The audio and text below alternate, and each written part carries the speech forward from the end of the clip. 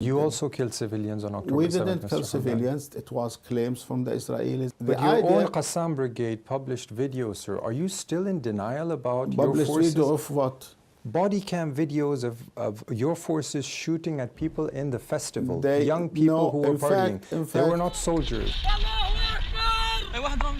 We did not publish that. We did not publish that. People we see in the body cam videos with bandanas, clearly looking like Palestinians, shooting young people at the Nova Festival. Who were these people if they were not your fighters? Preposterous, absurd. Let's watch this interview of Mr. Yama Walasmal interviewing Osama, who is a Hamas spokesman. Absolutely absurd. This is outrageous. Let's watch this together and draw your own conclusions. I ask you again, Mr. Hamdan, what has this resistance achieved for Palestinians? Well, first of all, it achieved for the Palestinians a general understanding that the Israeli occupation must be ended. And I think... But at what price, Mr. Hamdan? Has the price been worth it? Living as a free nation, can you evaluate that by price? If I want to tell you that Norway will be occupied by another nation, are you ready to accept that? Because this will allow you just to live without being killed? What the meaning of life that you have to be a slave or you are supposed to be killed? Is that the life you are seeking for the Palestinians? Is that the life you are choosing for the Palestinian people? Is that the life which the international community prefer for the Palestinians? Explain to us, Mr. Hamdan, why should a Palestinian widow in the Gaza Strip with 4 children who are living under a tarp on the beaches of Gaza support Hamas after all they've experienced due to your attack? Because she understands that her husband was killed by the Israelis. Her family was killed by the bombardment of the Israelis. Her house was destroyed by the Israeli troops in public on the cameras. They showed that without any assistance. All the people, they understand that they were suffering because of the Israelis. But and they admire, was brought upon them by your attack. They admire the resistance, and they know that the Palestinians will not survive without this resistance. They understand that 75,000 Palestinians were killed by the Israelis, not by the resistance. They understand that the resistance have killed the Israeli soldiers, while the Israeli soldiers are killing the civilians, the children and the women. But you also killed civilians on October 7th, We didn't kill Mr. civilians. It was claims from the Israelis, and they came back and they've said it was lies. They talked about beheaded children and women were burned. No, I'm not talking about the beheaded children. That was debunked. That was debunked. Excuse me. Yeah. They have claimed that, and that was said by the Americans, and Biden himself came to say, I will not accept that to be happening. But your own Qassam brigade published videos, sir. Are you still in denial about your forces? Published video of what? Body cam videos of your forces shooting at people in the festival. Young people no, who were partying. They were not soldiers. No. In fact, the Israelis... Do you deny that? The Israelis in Hamas, they published an investigation done by the police that the real attack at the festival was by the Israeli forces, and they were shooted by the helicopters, and there was a missile strikes against that, under the slogan that there was Hamas militants. But the videos with the Qassam Brigade logo on it, with your fighters, with the bandanas on. In fact, we did not publish that. We did not publish that. But they were found on the bodies of your think fighters. It was a claim from the Israelis. You don't know if they were saying that they are claiming that the Hamas have done this and that. Why not to fake some pictures? Why not to fake some video tapes? Why not? Because I find this very astonishing. So those piles of bodies we saw from the Noah Festival, they were killed by who? If we want to talk about targeting the civilians, the Israelis are targeting the hospitals, targeting the schools, targeting the mosques. No one of the resistance have targeted a hospital or a school. I just want this on record, Mr. Hamdan. The people we see in the body cam videos with bandanas, with Qassam Brigade logos, clearly looking like Palestinians shooting young people at the Nova Festival, who were these people if they were not your fighters? I have to ask for that because the Israelis have betrayers who have killed the Palestinians. Why not to film a video in the same way? Why not so you're to saying Israeli Defense Forces dressed up people like your fighters to kill their own people? I think the Israelis are faking a huge story about how the Palestinians have killed civilians to justify killing 75,000 Palestinians. This is the major issue. Hamas claims it represents at least part of the Palestinian people, that it acts in their interests. What do you base this claim of legitimacy on? Well, I think the most important base for the legitimacy is the elections, the voting from the people, either through the elections or through any kind of asking the people about their opinion. In 2006, unfortunately, that was the last elections in Palestine. We won the elections. We had 79 members in the parliament out of 128. That means you have the majority in the parliament and you have the majority of the votes. Most Gazans today weren't even born when you guys came to power. So how can you claim that you still represent the people of Gaza when the elections happened 20 years ago? Well, anyone can claim anything, but when you were elected at the last time when there was elections, you can keep claiming that.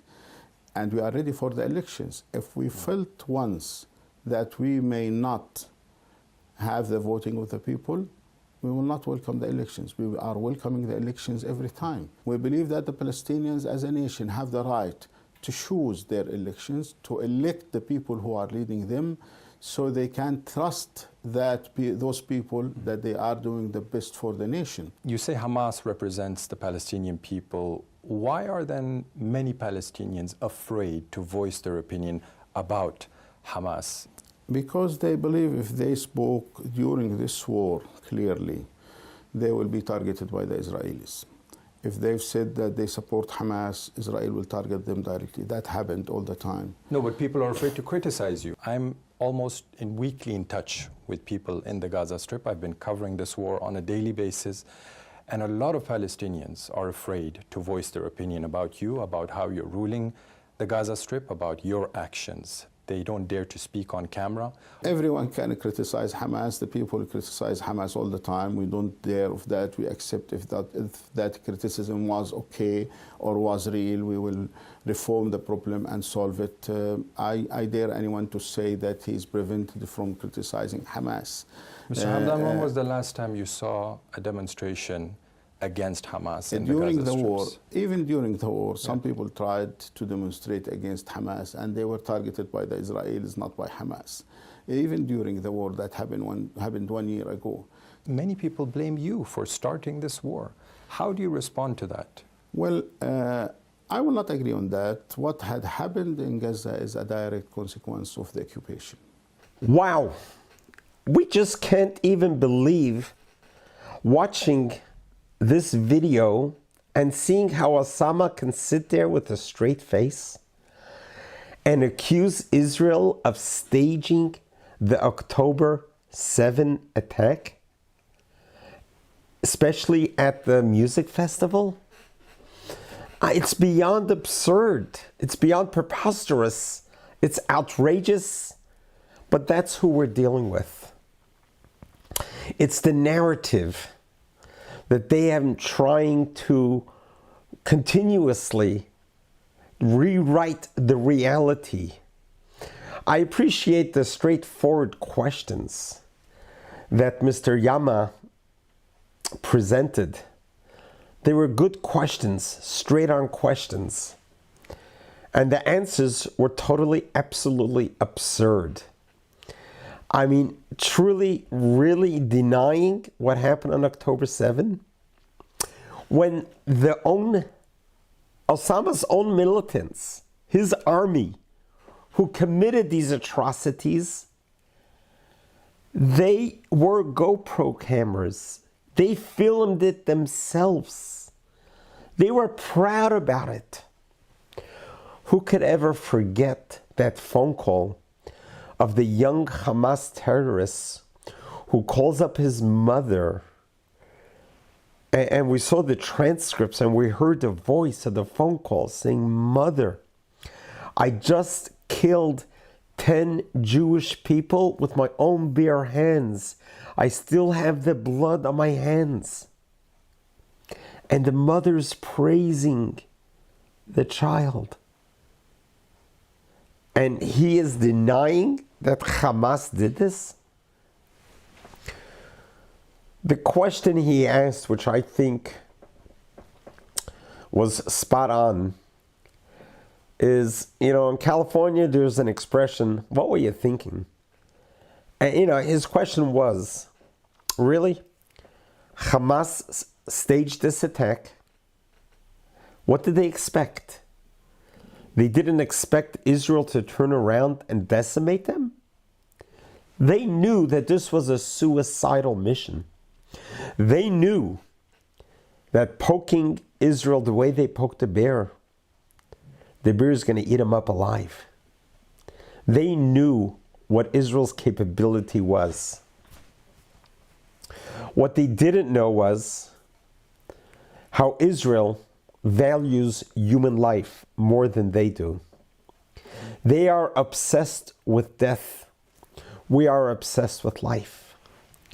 Any other country in the world who was subjected to what Israel was on October 7, 2023, how would have they responded? Let's put it in a little perspective. So I live in San Diego, California. I've been here for the last 40 years. Mexico is about 40 miles down south from where I live. I have been there many times to Tijuana. The border is on San Ysidro. Let's say, just for discussion purposes, okay, Israel's got 9 million citizens. America has 300,000. Excuse me, citizens. So let's, in comparison,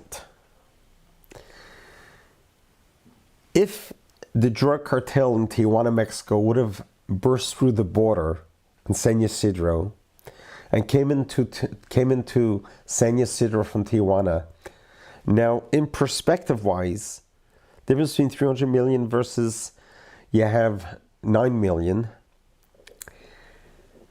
it would have been equivalent to 40,000 Americans.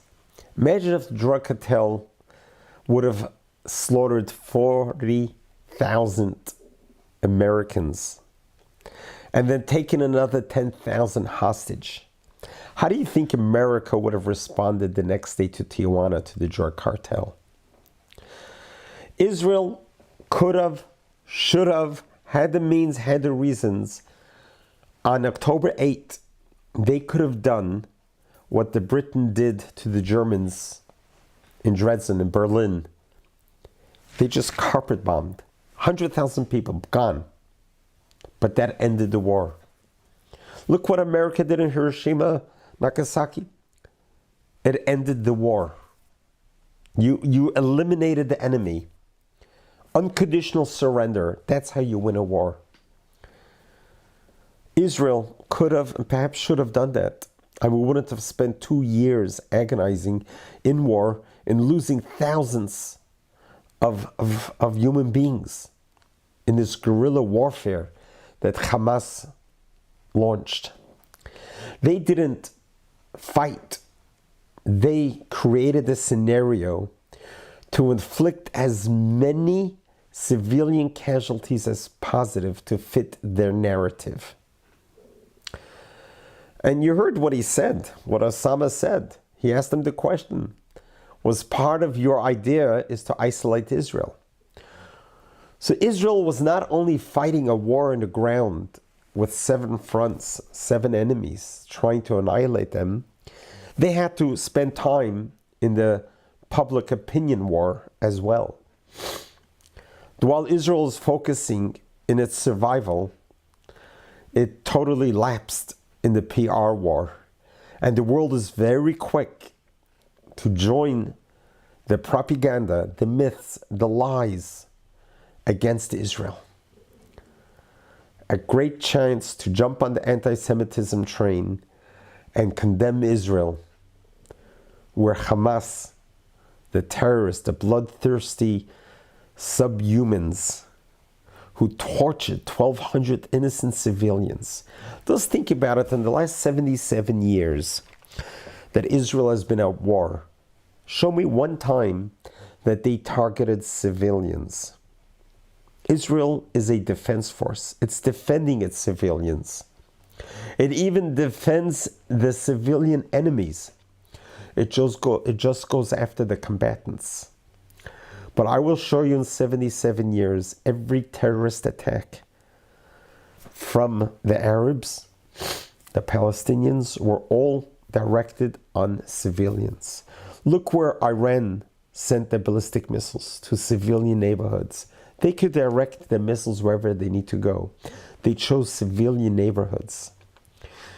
Every attack, whether it's a pizzeria in Jerusalem, whether it's a bus, a suicide bombing bus, whether it's restaurants, it's all about civilians. That's what the Arabs are after. So the world needs to know what we're dealing with. And the world needs to appreciate, excuse me, the war that we're up against. And the world will recognize the light needs to transform the darkness in the world. You have just watched the darkest of the world. You can be the light. A little bit of light pushes away a lot of darkness. How much more so a lot of light? Let's all do a little bit of light. Random acts of goodness and kindness brings light to the world and will dispel all this darkness. God bless you. God loves you.